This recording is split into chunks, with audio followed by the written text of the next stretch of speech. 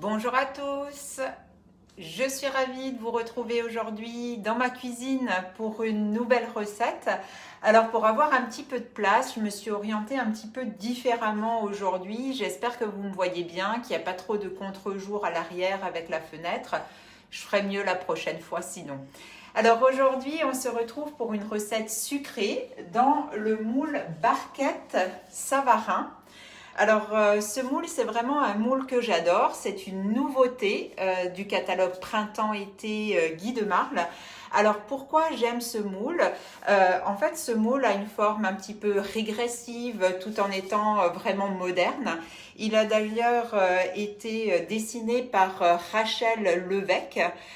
Qui est la gagnante du meilleur pâtissier en 2017, en collaboration donc avec Guy de Marle. Et c'est vrai qu'en fait, je l'aime beaucoup pour réaliser tout ce qui est goûter, goûter d'enfants, bon, pour les petits ou pour les grands, évidemment, vous voyez. Alors, la forme est pas très haute, vous voyez. Donc, c'est comme un petit peu un fond de pâte qui va vous permettre de réaliser bon nombre de recettes, pas seulement des goûters, évidemment. Vous allez pouvoir l'utiliser pour faire des petits financiers. Imaginez un petit financier à la pistache avec un petit coulis de framboises dans le petit creux et quelques framboises fraîches. Vous pourrez réaliser un moelleux au chocolat, par exemple, avec de la crème mascarpone et des framboises qu'on va dresser, évidemment, la crème mascarpone avec la poche à douille, ou bien un petit moelleux avec une crème de citron dans le petit creux également. Une génoise, tout simplement, avec du Nutella ou avec de la confiture pour des goûters en toute simplicité, mais toujours super bon, en tout cas bien meilleur que les barquettes qu'on trouve dans le commerce, ça c'est sûr. Et puis, pensez aussi à des desserts à l'assiette, comme par exemple des panna cotta. Une panna cotta à la vanille avec le petit coulis de framboise à l'intérieur ou pourquoi pas un caramel au beurre salé. Et pensez également à vos panna cotta salés. Vous savez, j'avais partagé avec vous une recette Guy de Marle sur Facebook récemment, les panna cotta au pesto de persil. C'est une entrée vraiment magnifique. Je vous invite vivement à tester cette recette, pourquoi pas à l'occasion de la fête des mères, lorsque vous aurez reçu votre moule. Alors évidemment, le moule est disponible sur la boutique Guy de Marle, mais si vous souhaitez, vous préférez passer par moi, je valide une commande demain, donc n'hésitez pas, ça sera avec grand plaisir que je le rajouterai à ma commande également. Alors, à côté de ça, ce que j'avais envie pour faire ces petites barquettes gourmandes tigrées, j'avais aussi envie de vous montrer un autre moule que j'adore. Alors, certaines d'entre vous, je vois notamment Muriel qui est arrivée, Patricia, coucou tout le monde, Valérie, Eliane, bonjour les filles. Alors, certaines d'entre vous connaissent déjà le deuxième moule que j'ai envie de vous montrer aujourd'hui parce que je l'aime beaucoup. Donc, c'est le mini Saint-Honoré. Alors, le mini Saint-Honoré n'est pas une nouveauté, mais il fait partie de mes moules chouchous. Donc vous voyez là, c'est vraiment un moule beaucoup plus petit que les barquettes Savarin. Ça va être l'occasion de réaliser des recettes pour faire par exemple des cafés gourmands par exemple, ou plein d'apéritifs très très raffiné dans ce petit moule. Alors aujourd'hui, finalement, la pâte pour mes barquettes gourmandes, on les répartira à la fois dans le moule mini Saint-Honoré et également dans les barquettes Savarin que je vous ai présentées. Alors, comme je vous ai dit, j'ai changé un peu la configuration de ma prise de vue aujourd'hui. J'espère qu'à l'arrière-plan, avec la lumière, on me voit quand même assez bien. Mais j'avais besoin un peu plus de place. Et surtout, j'avais aussi envie de vous montrer l'échelle pâtissière que j'affectionne particulièrement. Justement, quand on n'a pas trop de place dans sa cuisine. Vous voyez que cette petite échelle permet de contenir plusieurs plaques perforées avec des moules dessus. Donc ça, c'est vraiment pour désengorger son plan de travail. Quand on va travailler, par exemple, des petits gâteaux, les gâteaux de Noël, même si on est plus proche de l'été que de Noël là, ou par exemple, si vous faites une soirée pizza, une soirée tarte flambée, donc c'est très très sympa. Pourquoi? Parce que vous avez plusieurs niveaux, vous voyez, donc 1, 2 et 3 niveaux. Vous allez donc pouvoir disposer vos plaques perforées ainsi et également dans l'autre sens. Donc comme ceci et là. Voilà. Donc vous imaginez, vous êtes en train de préparer une soirée pizza, vous avez vos pizzas, vos tartes flambées en attente. Quand elles sortent du four, pour éviter d'étaler tout ça dans votre cuisine, vous pourrez disposer également vos plaques directement sur l'échelle pâtissière.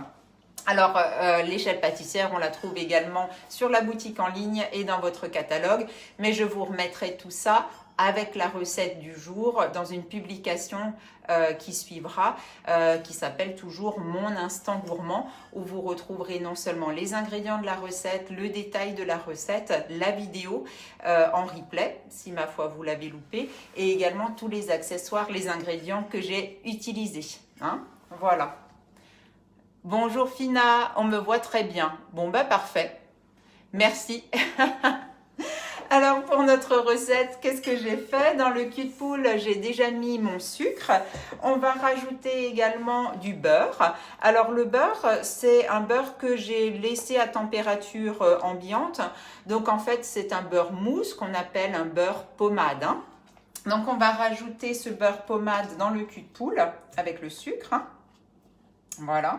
Alors, si vous avez besoin de faire fondre une petite quantité de chocolat, ce genre de choses, vous pouvez très bien utiliser le bol micro-ondes qui est vraiment fait pour ça.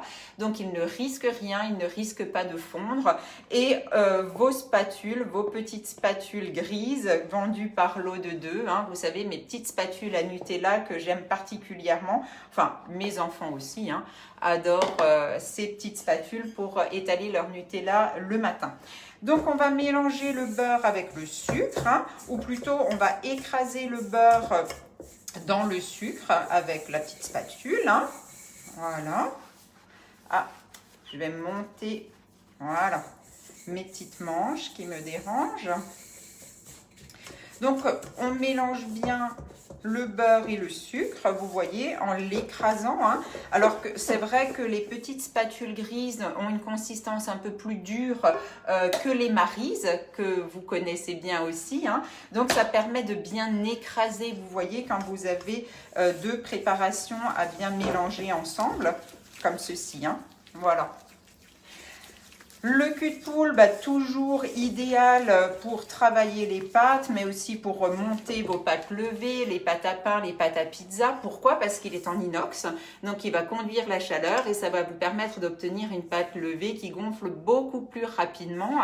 Et évidemment, il est en inox, donc robuste, facile à nettoyer. Vous l'aurez toute votre vie, hein, une fois que vous l'avez. Hein. Le support qui est actuellement blanc dans votre catalogue, qui permet finalement de se libérer les mains. Imaginez, vous voulez travailler avec un batteur. Ça vous permet d'avoir un bon maintien de votre cul de poule sur le plan de travail. Parce que comme il a ce fond parfaitement rond qui permet de tout racler, ben c'est vrai que sinon il n'est pas très stable. Hein. Donc vous le trouvez au catalogue en blanc désormais. Moi j'ai encore la vieille version. Hein. Alors une fois que ça c'est fait, on va rajouter des œufs. Bonjour Marie-Françoise, ça va? Je crois que je n'ai pas dit bonjour à tout le monde, je suis désolée, mais en tout cas, ça me fait grand plaisir de vous retrouver.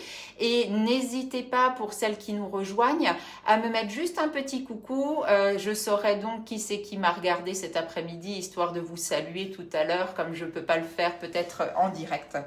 Donc, mes œufs, 2 œufs que je vais battre un petit peu à l'aide de la cuillère magique. Hein. Alors, la cuillère magique, c'est vraiment super pour émulsionner, hein, vous le savez, pour monter une petite mayonnaise, une petite vinaigrette bien émulsionnée. N'hésitez pas aussi à l'utiliser pour faire des roux dans vos casseroles en vue de faire des sauces. Hein. C'est vraiment pratique. Pourquoi? Parce que vous avez vraiment cette forme bien arrondie, vous voyez, qui va permettre de récupérer votre farine et votre beurre quand vous faites vos roux à la casserole, dans les recoins de votre casserole. Hein. Donc, on va rajouter les œufs. Hein. Donc, j'aime bien les battre avant, comme ça permet vraiment d'avoir quelque chose qui se mélange bien à ma préparation précédente, hein, tout simplement. Hein. Hop. Je récupère tout ça et je vais venir prendre mon fouet. Donc, je rajoute mes œufs progressivement hein, dans mon cul de poule. Voilà. Et je mélange bien à l'aide du fouet.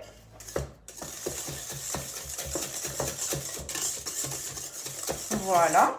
Une fois que c'est bien mélangé, on va venir rajouter la farine. Ah, coucou Virginie.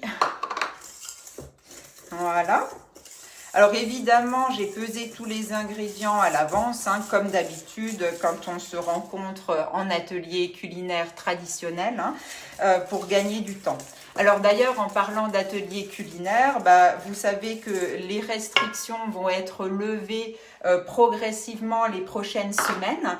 Donc c'est le moment de me recontacter pour reprendre un rendez-vous si vous souhaitez organiser un atelier culinaire chez vous. Ça sera vraiment avec grand plaisir.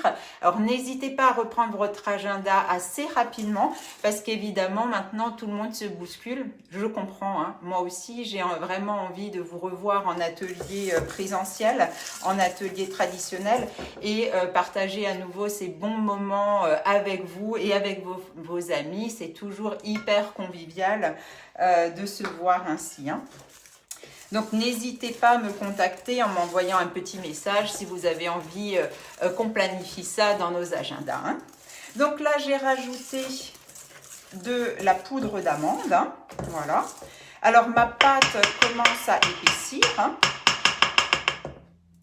Je n'ai pas ma super Maryse nettoie fouet, je vais la chercher.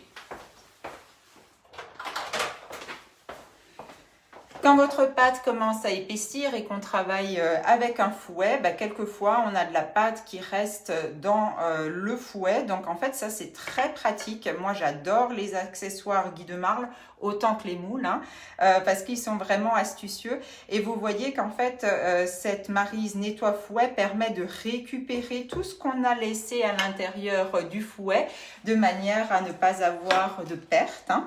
Et après, l'autre côté, c'est quoi? C'est tout simplement une spatule qui permet de racler, hein.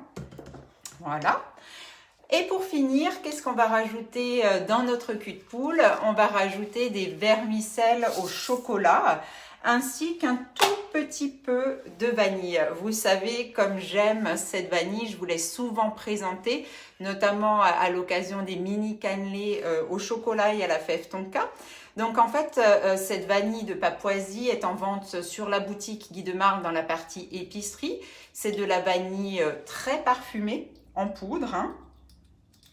Donc en fait, il ne faut pas en mettre trop. Je dirais qu'en fait, une demi-cuillère à café, c'est l'équivalent d'une gousse de vanille. Mais vous voyez, c'est bien pratique. On n'a pas besoin de gratter sa gousse, etc. Et elle est vraiment très, très parfumée. Donc n'hésitez pas à utiliser cette vanille en poudre dans vos crèmes anglaises, vos crèmes pâtissières, vos pâtes à crêpes, vos madeleines.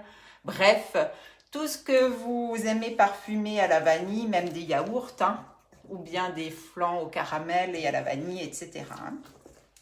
Voilà. Donc là, ma pâte est prête avec ma vanille qui est bien répartie. Ça sent vraiment très bon. Dommage que vous n'ayez pas les odeurs. C'est vrai que c'est ça qui manque en fait quand on ne se voit pas. Mais là, on va pouvoir à nouveau se retrouver en atelier avec grand plaisir, hein. Donc, une fois que la pâte est prête, on va venir la répartir dans nos moules, hein. Alors, pour faire ça, on va utiliser la poche à douille Guy de Marle. Je vais vous remontrer un petit peu comment on l'utilise. Peut-être que certaines ne la connaissent pas, donc je vais vraiment vous montrer ça. Il n'y a pas de souci, hein. Donc en fait, chez De Marle, la poche est vendue à part des douilles, tout simplement parce que peut-être que chez vous, vous avez déjà un jeu de douilles, mais qu'il vous faut tout simplement une poche, ou parce que votre poche Guy de Marle est vieillissante et qu'il faut la changer.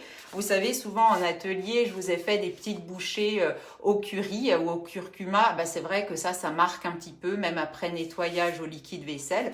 Donc, quand sa poche est un petit peu usée ou colorée par des ingrédients comme ça, on la change, mais on peut garder ses douilles qu'on a achetées à part.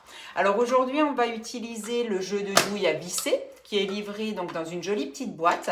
Donc ça peut être sympa aussi hein, pour les gens qui me regardent aujourd'hui. Ça peut faire l'objet d'un cadeau, d'une idée cadeau, pourquoi pas pour la fête des mères. Hein. Un joli jeu de douilles, une poche à douilles et un support.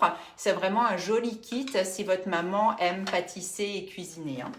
Donc, dans cette boîte, vous allez trouver 5 douilles différentes avec au centre un pas de vis. Vous voyez que vous avez différents motifs pour vos douilles. Donc, c'est vraiment un jeu de douilles pratique, des douilles de base que vous allez pouvoir utiliser facilement pour faire des meringues, pour garnir des gâteaux. C'est le moment là, hein, on va revenir à faire des gâteaux pour la fête des mères, pour les anniversaires et d'autres événements à venir, les communions aussi. Hein. Donc là, qu'est-ce qu'on fait? On va mettre en fait le pas de vis à l'intérieur de la poche. Ce pas de vis peut vous servir aussi comme une grosse douille de remplissage. Vous voyez, quand vous avez besoin d'un gros débit. Hein. Et puis après, on va venir visser la douille sur le pas de vis, ce qui permet de prendre en sandwich la poche. Donc même des pâtes assez dures, comme vous savez les pâtes à gâteau type spritz, tout ça, ça va bien tenir. Ça, on risque pas d'avoir la douille qui saute quand on appuie dessus. Hein. Coucou Régine, je suis désolée, je crois que j'ai pas vu tout le monde arriver. En tout cas, merci. Mettez-moi juste un petit coucou, que je sache que vous me suiviez cet après-midi et je répondrai tout à l'heure vraiment avec grand plaisir. Hein. Donc là, j'ai mis la douille lisse, tout simplement. Hein. On va venir créer un bouchon pour éviter que notre préparation sorte. Donc, on va tourner notre poche et on va enfoncer avec le pouce à l'intérieur pour créer une sorte de bouchon pour rendre notre poche hermétique. Et là, je vous présente ma troisième main. Alors, ma troisième main, c'est un support qui est super ingénieux, hein, que vous allez disposer sur votre plan de travail et qui, vous voyez, va parfaitement épouser la forme de votre poche pour vous faciliter le remplissage. Alors, c'est vrai que ça fait maintenant ça fait quoi, 13 ans que je suis conseillère Guy de Marle. D'ailleurs, j'en profite pour vous remercier pour votre fidélité et pour votre confiance depuis toutes ces années. Hein, et encore plus en cette période, vous avez toujours été là à mes côtés avec vraiment votre bonne humeur et tout. Et puis, merci beaucoup pour votre soutien aussi par vos commandes. Vraiment, ça me touche énormément. Vous savez, comme je suis assez dans l'affect avec vous, donc en fait, c'est vraiment quelque chose qui me touche beaucoup. Hein. Donc, comme je le disais, ça fait maintenant 13 ans que je suis conseillère Guy de Marle, mais je ne sais toujours pas remplir ma poche sur ma main, vous savez, comme tout le monde le fait, enfin tout le monde, comme les pâtissiers le font à la télé. Donc, c'est vrai que pour moi, ce support de poche à douille est vraiment hyper pratique. Hein. Et on n'a pas toujours quelqu'un sous la main qui veuille bien nous tenir la poche pour qu'on puisse remplir facilement, hein, n'est-ce pas? Donc voilà, donc vous voyez là, ça m'a permis vraiment de racler mon cul de poule avec ma petite spatule. Hein. Alors je l'ai fait avec la Maryse nettoie-fouet. Hein. Alors cette Maryse d'ailleurs nettoie-fouet a rencontré un tel succès qu'elle est actuellement en rupture momentanée sur la boutique Guy de Marle. Mais si vous souhaitez vous équiper, n'hésitez pas à vous mettre, vous savez, un petit rappel, une petite alerte sur la page, sur la fiche de la Maryse, sur la boutique en ligne. Et vous aurez un rappel, un petit mail lorsqu'elle sera de retour et vous pourrez la commander à ce moment-là. Hein. Donc, une fois que ça c'est fait, on reprend notre poche. On la pose sur notre plan de travail et on ouvre notre petit bouchon qu'on avait créé pour éviter que tout ne sorte. Hein. À ce moment-là, on va se munir d'un accessoire indispensable dans la cuisine qui est le racloir rose. Alors c'est vrai que moi je l'utilise énormément. Vous m'avez déjà vu travailler avec lorsqu'on doit démouler des flancs de légumes, des terrines de poisson, mais aussi quand on va découper la pâte pour faire par exemple nos morissettes ou nos petites boules de pain ou notre brioche. Hein. D'ailleurs, ça me donne une idée. Si vous aimez, comme moi, la pâte levée, je propose actuellement des ateliers culinaires à domicile chez vous. Donc, si vous avez envie d'en refaire un chez vous sur le thème des pâtes levées. Donc, n'hésitez pas à me contacter. On travaillera ça ensemble. Vous verrez, c'est vraiment génial. Donc, une fois que ça c'est fait, donc j'ai poussé ma préparation dans la poche pour ne pas avoir de perte. Je vais la prendre dans ma main. Et on va pouvoir remplir facilement nos petites empreintes. Alors cette pâte, cette recette, elle est dédiée à remplir toutes les empreintes du moule Barquette Savarin, donc pile poil. Et comme j'ai envie de vous montrer également le deuxième moule Mini Saint-Honoré, je ne vais pas remplir l'ensemble des barquettes, tout simplement. Mais quand vous aurez votre moule Barquette Savarin, sachez que la recette est pile poil pour le moule. Vous n'aurez pas à réfléchir, rien du tout. Voilà. Donc là, on va remplir notre moule. Je fais une petite pause dans la recette. Pourquoi? Parce que j'ai oublié de préchauffer le four. Alors, quand on a besoin de faire une petite pause, là aussi, c'est super pratique, ce support de poche. Pourquoi? Parce qu'on va pouvoir remettre notre poche dedans en attente. Donc, je reviens vers vous dans un instant.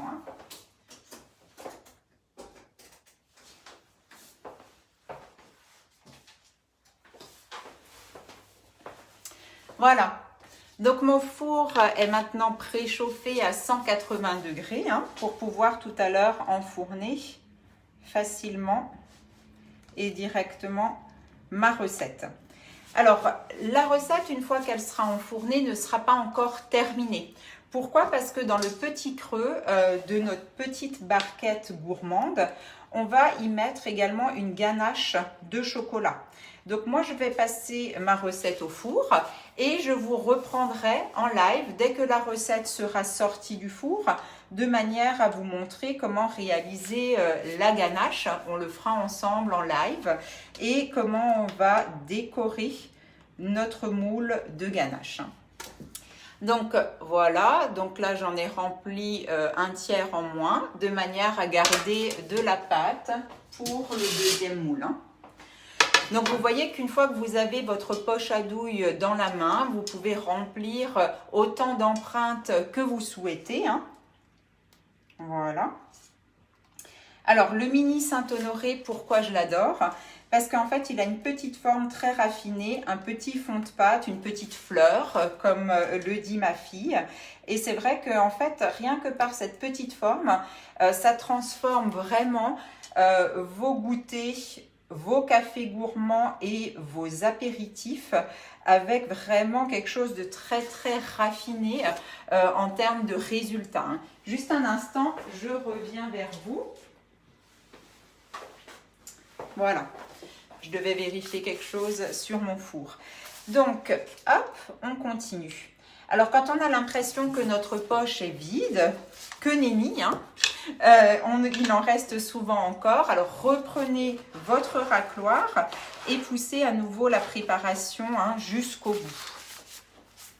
En fait, c'est pas parce qu'on utilise une poche à douille qu'il faut perdre... Oups, ça y est, ça a explosé sur moi, qu'il faut perdre la moitié dans la poche.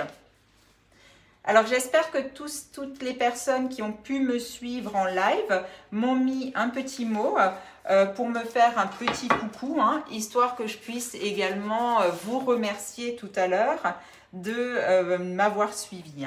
Donc vous voyez qu'en fait pour tout récupérer on pousse avec le racloir et également on va mettre notre pouce à l'intérieur de la douille pour vraiment récupérer toute la préparation. Voilà. Alors une fois que ça c'est fait, la poche se lave à l'eau avec du liquide vaisselle, tout simplement. Vous voyez qu'en fait par transparence, j'ai vraiment pu tout récupérer. Donc ça, il n'y a aucun souci. C'est une poche lavable, donc réutilisable, ça, il n'y a pas de problème. Prenez soin toutefois de bien la laisser sécher avant de la ranger pour éviter qu'elle ne moisisse, tout simplement. Donc là, en fait, je vais enfourner mes petits gâteaux, pardon. Donc, une partie qui a été réalisée dans les mini Saint-Honoré. et l'autre partie dans les barquettes Savarin. Hein. Donc moi je vais enfourner cette préparation, je vous montrerai évidemment le résultat à la sortie du four ou plutôt après refroidissement de manière à ce que vous puissiez voir le démoulage et on travaillera ensemble la ganache de chocolat. Alors pour la ganache de chocolat, je vais utiliser à nouveau le chocolat Calebo que je vous ai présenté la dernière fois lorsqu'on a fait les mini cannelés au chocolat et à la fève tonka. Hein. Alors c'est un chocolat qui a une belle rondeur en bouche, qui n'a pas beaucoup d'amertume.